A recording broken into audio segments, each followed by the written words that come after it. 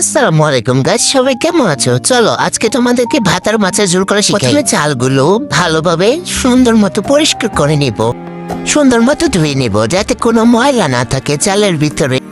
ভালোভাবে ধুতে হবে, ময়লা থাকলে কিন্তু হবে না।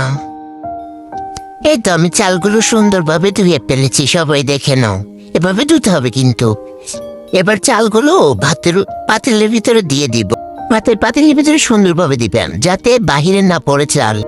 চাল দেওয়া শেষ, এবার আমি ঢাকনা দিয়ে দিব। চলো এবার আমরা তরকারি কুচু ফেলি। সবাই দেখো, আমি যেভাবে যেভাবে করতেছি তোমরাও ঠিক সেভাবে করবা। এই দেখো আমার তরকারি কুটা কমপ্লিট। চলো এবার আমরা তরকারিগুলো ধুয়ে ফেলি, ভালোভাবে ধুতে হবে কিন্তু।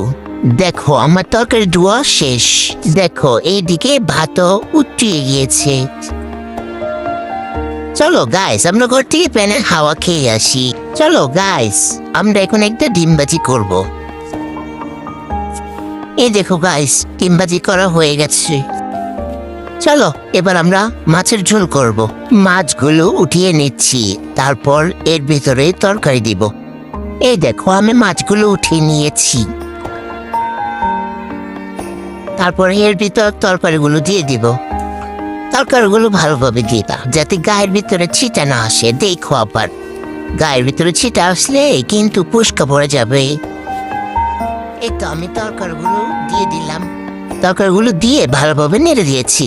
দেখো তরকারিগুলো বলক চলে এসেছে, কি সুন্দর দেখা যাইতেছে তাই না? ভালোভাবে কষিয়ে নিচ্ছি। এখন আমি তরকারির ভিতরে মাছগুলো দিয়ে দিয়েছি। দেখো তোমরা মাছগুলো দিয়ে দিয়েছি। এখন হালকা একটু কষিয়ে তারপর এর ভিতরে পানি দিয়ে দিব।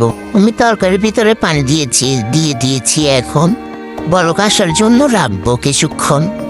এখনো বলক আসে না কেন? অপেক্ষা করতে করতে জীবন শেষ। এ দেখো আমার তরকারির ফাইনাল লুক কেমন হয়েছে তোমরা সবাই কমেন্টে জানাবো। আজকের জন্য সবাই ভালো থাকবা। আল্লাহ হাফেজ। আবার নতুন কোনো ভিডিওতে দেখা হবে তোমাদের সাথে।